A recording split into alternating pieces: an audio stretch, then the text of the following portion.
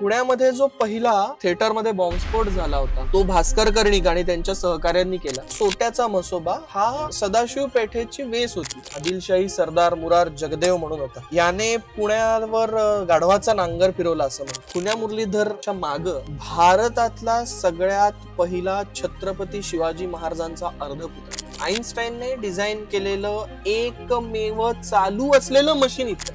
12 बलुतेदारांना पुन्हा इथे बसवणं, मंदिरांचे जीर्णोद्धार करणं, यज्ञ करणं, हे सगळं जगात एकमेव आपलं शहर आहे पुणे. नमस्कार, मी शैलेश भंडारी आणि आजचा दिवस गोष्ट एका पुणेकराची आणि आपल्या बरोबर भारताचा, पुण्याचा इतिहास या विषयावरती अतिशय प्रेम करणार आहे. तो पूर्ण इतिहास लोकांपर्यंत पोहोचवण्यासाठी पूर्णपणे काम करणारे अमोघ वैद्य सर आज आपल्या बरोबर आहेत. नमस्कार अमोघ सर. नमस्कार. नमस्कार. अमोघ सर हे MA in Sanskrit, MA in Indology, भारताची अथवा जगाची सर्वात जुनी युनिव्हर्सिटी नालंदा युनिव्हर्सिटीवरती त्यांनी खूप अभ्यास केलेला आहे. त्याच्यावरती त्याचा जो प्रोजेक्ट होता, तो प्रोजेक्ट त्याचा इतिहास शोधून काढण्याचा आणि तो लोकांपर्यंत पोहोचवण्यासाठीचा जो प्रोजेक्ट होता, तो प्रोजेक्ट आपण लीड केलेला आहात. त्याचप्रमाणे वेगवेगळे जे फॅब्रिक्स आहेत भारताचे, त्याच्यावरचा दांडगा अभ्यास आपण केलेला आहे आणि तो लोकांबरोबर पोहोचवत आहात. आणि पुण्याबद्दलचं आपलं प्रेम जरा सगळ्यापेक्षा जास्त आहे. आणि ती आपल्याबरोबर मागच्या वेळी जेव्हा बोलत होतो तेव्हा लक्षात आलं की पुणे हे seems to be extremely close to your heart आणि त्या पद्धतीने तुम्ही पुण्याबद्दल बोलतात. सो अशा ह्या पुण्याची माहिती घेण्यासाठी, पुण्याची माहिती आपण एका 30 मिनिटाच्या प्रोग्राम मध्ये घेऊ शकत नाही. करेक्ट. थोडासा जो काही आपण प्रयत्न करतो आहे आज, तो आज आपण चालू केले कसबा गणपती मंदिर देवस्थानापासून, पुण्याचं ग्रामदैवत. Correct. So Amogh sir, as we drive around the city of Pune, core city of Pune, please तुम्ही आमच्या प्रेक्षकांना आणि आमच्या ज्ञानामध्ये भर घाला की पुणे किती छान आहे आणि ते आपण सगळ्यांनी किती छान ठेवायला पाहिजे. खरं तर सगळ्यात पहिल्यांदा तर धन्यवाद की तुम्ही मला बोलवलं. आणि कसबा गणपती महत्वाचा याच्यासाठी की आता आपल्या समोर उजवीकडे लाल महाल आहे. हो. या लाल महालातच बाल शिवबा थांबले होते आणि या कसबा गणपती मंदिराचा जीर्णोद्धार जिजाऊ साहेबांनी आणि शिवबाराजेंनी केला. मी म्हणतो की तो फक्त जीर्णोद्धार केला नाही, तर जीर्णोद्धार करताना 1630 साली आदिलशाही सरदार मुरार जगदेव म्हणून होता. याने पुण्यावर गाढवाचा नांगर फिरवला असं म्हणतात. गाढवाचा नांगर फिरवला म्हणजे बेचिराग करून टाकलं, राहता येणार नाही लोकांना. जगातलं पुणे एकमेव शहर आहे की ज्याच्या काय म्हणूयात पुन्हा जीर्णोद्धारासाठी, म्हणजे शहराच्या जीर्णोद्धारासाठी सोन्याचा नांगर फिरवलाय. आपण ते जरी एक वाक्प्रचार म्हटला तरी सुद्धा 12 बलुतेदारांना पुन्हा इथे बसवणं, मंदिरांचे जीर्णोद्धार करणं, यज्ञ करणं, हे सगळं जगात एकमेव आपलं शहर आहे पुणे की जिथे झालं. आपलं शहर परत वसवण्यासाठी, त्याची शुद्धता नीट व्हावी, यासाठी शिवबांनी एवढे कष्ट घेतले, प्रचंड कष्ट घेतले. कारण कसबा गणपती, ज्याला आपण जयती गजानन म्हणतो, खरं तर कसबा गणपतीचं नाव जयती गजानन आहे. जयती गजाननाचं मुख्य उद्देशच तो आहे की जय मिळवणं, म्हणून त्याला आपण खरं तर नवस बोलतो किंवा तो पहिला आहे ना. तर मी अनेक वेळा या कसबा गणपतीला ज्यावेळेस नमस्कारासाठी जातो त्यावेळेस तिथं आपण अनेक पत्रिका वाचताना बघितलेल्या आहेत. कारण पहिले त्याला द्यायचं कुठलंही जय म्हणजे अगदी छोट्याशा एका गोष्टीपासनं, लग्ना मुंजीपासनं ते पार ह्याच्यापर्यंत जय मिळवणं असं. आणि तो अनघड आहे, म्हणजे तो स्वयंभू आहे, ती मूर्ती तयार केली नाही. तर ते प्राण, ती देवत्या स्वतः त्या दगडात उतरलेली आहे, म्हणजे कातळात उतरलेली. माग आता आपण वळलो आता दगडूशेठच्या इथनं, म्हणजे पासोड्या विठोबाच्या इथनं, तर आपल्याला एक उजव्या बाजूला एक मंदिर लागलं, अगदी छोटं मंदिर आहे, त्याचं नाव आहे भांग्या मारुती. आता थोडस मी आपल्याला मध्ये मध्ये कदाचित ब्रेक करेन, कारण की पुण्यामध्ये गणपतींना, मारुतींना, हौदांना वेगवेगळी नावं पडली, तर त्याच्याबद्दलही आम्हाला तर तुम्ही सांगत राहिलात तर आम्हाला आनंद होईल त्याच्यावरती. आणि आता हे करतानाच आपण ग्रामदेवतेपर्यंत पोहोचलेलो आहोत. तांबडी जोगेश्वरी, महिषासुराचा एक ताम्रासूर नावाचा एक राक्षस होता आणि त्याचा वध या जोगेश्वरीने, जोगेश्वरी म्हणजे योगेश्वरी, योगेश्वरीचं पुढचं पण प्राकृत वर्जन आपण म्हणतो की जोगेश्वरी आहे. तर या योगेश्वरीने म्हणजे जोगेश्वरीने त्या ताम्रासुराचा वध केला आणि तो तांबडा रंग तिला लागला, म्हणून ती तांबडी जोगेश्वरी, ताम्र जोगेश्वरी, योगेश्वरी म्हणजेच तांबडी जोगेश्वरी. आणि आता याची गंमत अशी की योगेश्वरी कोण, तर ही भैरवाची पत्नी, काळ भैरवाची पत्नी असं आपल्याकडे सांगितलं गेलं. आणि त्यातही गंमत अशी की बाकी सगळे आपल्या पुण्यामध्ये 3 जोगेश्वरी आहे. एक तांबडी जोगेश्वरी आहे, एक पिवळी जोगेश्वरी आहे शुक्रवार पेठेत, आणि इकडेच बुधवार पेठेमध्ये काळी जोगेश्वरी आहे. अशा 3 जोगेश्वरी आहे. ही जोगेश्वरी मात्र हिच्या हातात बांगड्या, विषम बांगड्या, ज्या लग्नाच्या आधी घालायच्या असतात. त्यामुळे हिचं लग्न अजून झालेलं नाहीये, तरुणी आहे, अशी ती देवता आहे. ही सुद्धा जिजाऊ साहेबांनी याचा जीर्णोद्धार केला, त्यानंतर पेशव्यांनी या मंदिराचा जीर्णोद्धार केला. शेंदूर लावलेला असतो म्हणून ती तांबडी जोगेश्वरी असंही तिला म्हटलं जातं. आजूबाजूला ज्यावेळेस आपण जातो ना, आपण पुन्हा त्या वेगवेगळ्या नावांवर आपण येऊयात. जसं की भांग्या मारुती आपण बघितलं, कारण त्याच्या समोर भांग विकली जायची. अच्छा, म्हणून तो भांग्या मारुती. म्हणजे जसं पारसी लोकांमध्ये त्यांच्या प्रोफेशन प्रमाणे त्यांचं आडनाव पडायचं, तसं ह्या करेक्ट सगळ्या देवतांचं पुण्याच्या लोकांनी प्रोफेशन, लोकेशन प्रमाणे काहीतरी नाव ठेवली. म्हणजे उदाहरणार्थ शनिवार वाड्याच्या समोर आहे बटाट्या मारुती, कारण तिथं बटाट्यां एकेकाळी रे मार्केट म्हणजे आत्ताचं महात्मा फुले मंडई हे सुरू होण्याआधी सगळा बाजार जो होता तो सगळा शनिवार वाड्यासमोर भरायचा. तर तिथला जी बटाट्याची आळी होती तिथं हा मारुती, म्हणून हा बटाट्या मारुती, कारण बटाट्याच्या आळीच्या इथला. तिथंच समोर म्हणजे आपण भांग्या मारुतीवरनं गेलो ना, पुण्यामध्ये फक्त मंदिरं नाही तर आपला अभिमान एखाद्या शहराचा किती मोठा आहे, तर भास्कर कर्णिकांचा स्तंभ आहे. भास्कर कर्णिक म्हणजे क्रांतिकारक.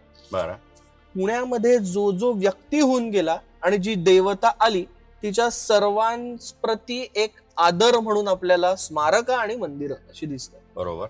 ते भास्कर कर्णिक कोण, तर अगदी थोडक्यात सांगतो मी. पुण्यामध्ये जो पहिला थिएटरमध्ये बॉम्बस्फोट झाला होता तो भास्कर कर्णिक आणि त्यांच्या सहकार्यांनी केला. त्यांना ज्यावेळेस पकडण्यात आलं त्यावेळेस त्यांनी तिथंच बाकीच्यांना त्रास होऊ नये आणि बाकीच्या यामध्ये जास्त गोवले जाऊ नये म्हणून त्यांनी सायनाइडची गोळी खाल्ली होती. पूड होती खरं तर त्यांच्याकडं, आणि तिथंच फराजखाना पोलीस चौकी आहे तिथंच त्यांनी प्राण सोडला. तर त्यांचं ते स्मारक तिथं आहे. ओके, म्हणजे त्या हुतात्म्याला पण आपण तिथं त्याप्रमाणे नावाजतो किंवा त्यांच्या आधी रिस्पेक्ट जागेवरती ठेवतो. करेक्ट. हा जो आहे हा लक्ष्मी रोड ब्रिटिशांनी सुरू केलेला आहे खरं तर. मग त्यांनी लक्ष्मी नाव कसं ठेवलं? याच्या 2 कथा आपल्याकडे येतात. एक म्हणजे दगडूशेठ हलवाई यांच्या पत्नी लक्ष्मीबाई, बरोबर, यांच्यावरनं हे लक्ष्मी नाव आपल्याला दिलेलं दिसतं. पण मॅक्सिमम वेळेला आपल्याला गॅझेटमध्ये असं दिसतं की इकडे सराफांची दुकानं खूप आलेली आहे, त्यामुळे स्वतः लक्ष्मी या रस्त्यावर आली. लक्ष्मीचा वास होता. लक्ष्मीचा वास आहे अजूनही, म्हणजे पण दिवाळीमध्ये बघतो की प्रचंड गर्दी असते. याची एक गंमत अशी की इथं आता शगुन चौक लागेल. शगुन चौकाच्या पुढं डावीकडं, आता लोकांना फार माहिती नाहीये, असं आत असं एक म्हसोबाचं मंदिर आहे. सोट्याचा म्हसोबा असं त्याचं नाव आहे. सोटा असतो बघा आपला महाराजा, तो सोट्याचा म्हसोबा. कारण नवस बोलला आणि त्याला पूर्ण केला की त्याला सोटा वाहतात म्हसोबाला, म्हणून तो सोट्याचा म्हसोबा हा सदाशिव पेठेची वेस होती. कारण सदाशिव पेठ इथे संपते आणि इथनं नारायण पेठ सुरू होते. तो बरोबर लक्ष्मी रोडच्या मध्ये होता. ज्यावेळेस हा रस्ता तयार करणार होते त्यावेळेस ते मंदिर जसंच्या तसं उचललं आणि बाजूला आणून ठेवलं. अच्छा. त्यामुळे ते तसंच बाजूला आहे, विजय टॉकीजच्या अलीकडे आणि रांका ज्वेलर्सच्या थोडस पुढं, नाही अगदी लागूनच असं म्हणायला हरकत नाही. आणि मग आता आपण बरोबर सदाशिव पेठेत प्रवेश करतोय, जी खरं तर खूप प्रसिद्ध अशी आपण म्हणतो, फक्त ती थोडीशी नंतरची पेठ आहे. बरोबर. या पेठेला काळकोरपुरा असं म्हटलं जायचं. काळकोरपुरा. येस. पेशव्यांचा रमणा असायचा. रमणा म्हणजे दक्षिणा द्यायचे ते वेगवेगळ्या ब्राह्मणांना, पण त्यांच्या काय म्हणूयात कॅपेबिलिटीनुसार असं आपण म्हणूया, म्हणजे वेदांनुसार किती वेद वाचले जातात, पुराणांनुसार प्रश्नाचे. तर हे रमण्यात मध्ये काही काही ठिकाणी मग हे थांबायचं. जसं करकल नावाचं गाव आहे कर्नाटकात, त्या करकलवरचे लोक इकडे येऊन थांबायचे, म्हणून तो करकलपुरा किंवा काळकोरपुरा असं म्हटलं गेलं. नंतरच्या काळात प्रचंड वस्ती, प्रचंड झाडी होती बरं काय याच्या. नंतर सदाशिव पेठेमध्ये झाडी होती, प्रचंड झाडी होती, कारण हा पुण्याच्या बाहेरचा भाग. आता तुम्हाला विश्वास बसणार नाही, कारण कसबा पेठ संपली की तुमचा बाजीराव रोड हा पूर्णपणे सगळ्याच्या सगळा आंबीलोढा होता. त्यामुळे तो पुण्याला कापायचा. आणि पानिपतानंतर आपल्याला सदाशिवराव भाऊंचं आपल्याला नाव दिसतं. आपण एकच मिनिट, आपल्याला तिकडनंच जायचं होतं पुढे गेले. पुण्यामध्ये हे असं घडत असतं. दोन्ही कॅमेरामध्ये सांगतो. बरं झालं आपण काय म्हणूयात रस्ता चुकलो, कारण पुण्याला आणखीन नाव देणार भरपूर क्रांतिकारक आहेत. म्हणजे उदाहरणार्थ महात्मा फुले आहेत, तसेच एक लोकमान्य टिळक सुद्धा आहे. पण आता इकडनं उजवीकडे वळूयात. आणि लोकमान्य टिळकांचं पहिलं निवासस्थान म्हणजे विंचुरकर वाडा. ज्या विंचुरकर वाड्यात टिळकांचा गणेशोत्सव सुरू झाला, तो टिळक वाड्यामध्ये नाही झाला. नाही, हा विंचुरकर वाड्यात झाला, जो आता हा उजवीकडे दिसतोय तो. आणि विंचुरकर वाड्याचं आणखीन एक वैशिष्ट्य म्हणजे जी आपण महत्वाची भेट म्हणतो, ती भेट म्हणजे विवेकानंद आणि लोकमान्य टिळकांची, ती या वाड्यात विवेकानंद थांबले होते. त्यामुळे पुणेकरांसाठी हा वाडा अत्यंत महत्वाचा आणि मानाचा आहे. पण तसं फक्त पुणेकरांसाठी म्हणण्यापेक्षा भारतासाठी पण महत्वाचा आणि खरं तो मानाचा म्हणायला पाहिजे. पुणेकरांचा ह्याच्यासाठी म्हटलो कारण माहिती नसतं, बऱ्याच लोकांना माहिती नसतं. कारण मी असं म्हणतो की पुण्यामध्ये ज्यावेळेस तुम्ही फिरतात त्यावेळेस अगदी बारीक आणि बारीक जर तुम्ही निरीक्षण केलं तर एकेका गल्लीमध्ये 4 ते 5 मॉन्युमेंट आहे. आणि मी जगात असं फार ठिकाणी बघितलं नाहीये, मी जवळपास नाहीच बघितलेलं असं. तर मी आपल्याकडची मागच्या वेळी गप्पा मारताना मी असं ऐकलं होतं की पुण्या इतका इतिहास आणि पुण्या इतकी जुन्या गोष्टी जगभरामध्ये युरोपशिवाय कुठेही नाही. अगदी आपण म्हणूयात की महाराष्ट्रात मिळेल त्यातल्या त्यात, म्हणजे सातारा असेल, कोल्हापूर असेल, पण बाकी कुठंच नाही. आता ही सदाशिव पेठेमध्ये मुख्य ही जे उजवीकडचं दिसतंय हे आहे खुन्या मुरलीधर. म्हणजे आता पुन्हा तुम्ही म्हणाल मुरलीधराला खुन्या नाव कसं, तर इथे एक छोटस युद्ध झालं अरबांमध्ये आणि पोर्तुगीजांमध्ये. पण त्यानंतर खरं तर म्हणजे याची कथा येतेच, कथा खूप मोठी आहे म्हणून मी ती सांगत नाही. पण याला खुन्या का पडलं, कारण नंतरच्या काळात हा गद्रेंचा मुरलीधर असंच म्हटलं जायचं. दादा गद्रेंची बाग होती पुण्यात, प्रचंड बागा. मी तिथेच येणार होतो आता की इथे ह्या सगळ्या भागांमध्ये पुण्यामध्ये बागा होत्या, प्रचंड मोठ्या बागा. आणि वेगवेगळी फळ, म्हणजे अक्षरशः तुम्ही कोकणात आहात का काय असं वाटायला लागेल. त्यावेळेस इतकी झाडं होती आणि बागा होत्या. त्यातलं हे मंदिर होतं. आणि नंतरच्या काळामध्ये चापेकर बंधूंनी ज्यावेळेस रँडचा वध केला त्यावेळेस पोलीस त्यांना शोधत होते. तर ते कुठं आहेत की तो वध कोणी केला हे सांगितलं द्रविड बंधूंनी. तर द्रविड बंधूंचा जो खून झाला तो तिथं झाला, त्याच्यामुळे खुन्या मुरलीधर. आणि आता हे अतिशय आमचं मंदिर असं आम्ही त्याला म्हणतो, ते म्हणजे भारत इतिहास संशोधक मंडळ. ही एवढी सुंदर सुंदर बिल्डिंग आहे आणि एवढी छान रिस्टोर केलेली वास्तू आहे. म्हणजे लोकांनी आवर्जून म्हणजे प्रेक्षणीय स्थळ असं म्हणून वेळ काढून इथे येऊन फिरायला पाहिजे. आत म्युझियम आहे, अनेक मोठे मोठे लोक म्हणजे गह खरे असतील, विका राजवाडे असतील, आणि आत्ताच खरं मराठा इतिहासातलं सगळ्यात मोठं आत्ताचं नाव म्हणजे कैलासवासी गजाननराव मेहेंदळे. जे आता मी म्हटलं कैलासवासी आम्हाला काही लावायला लागतं, याचं फार दुःख आहे. ते सुद्धा इथं येऊन बसत असत. मी नावं प्रत्येकाची घेऊ शकतो, त्याला वेळही लागेल, आणि नेमकं एखादं नाव राहिलं तर ते मला वाईट वाटेल, म्हणून मी अगदी थोडक्यात नाव सांगितली. पण जेवढे इतिहास अभ्यासक होऊन गेले, ज्यांनी भारताच्या इतिहासात तुलनेने जगाच्या इतिहासात आणि महाराष्ट्राच्या इतिहासात जेवढं काही महत्वाचं संशोधन केलं, तर प्रत्येक जण इथं येऊन अभ्यास केलेला आहे, थांबलेले आहेत. त्यामुळे ते खूप महत्वाचं आहे आमच्या सगळ्यांसाठी. या खुन्या मुरलीधरच्या माग भारतातला सगळ्यात पहिला छत्रपती शिवाजी महाराजांचा अर्धपुतळा आहे. सर्वात पहिला, भारतातला सगळ्यात पहिला किंवा जगातला सगळ्यात पहिला, भारतात म्हटलं तर जगातला सगळ्यात पहिला तो तिथं आहे. शिवाजी मंदिर आपण म्हणतो, छत्रपती शिवाजी मंदिर, ते इथं आहे. समोर टिळक स्मारक मंदिर आहे, जिकडं टिळकांनी काही मशीन्स आणली होती केसरीसाठी.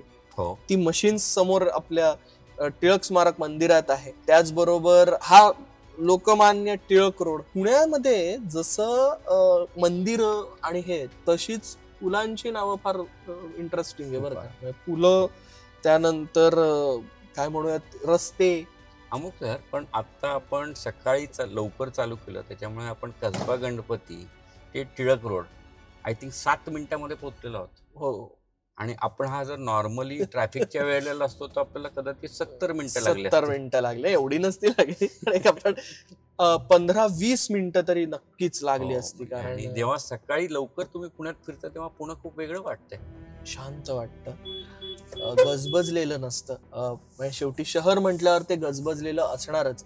आणि ह्याला दोष आहे ना, ह्याला प्रत्येक वेळेस आपल्याकडे ती आता सवय लागली की बाहेरच्यांमुळे गर्दी झाली. बाहेरचे कोण?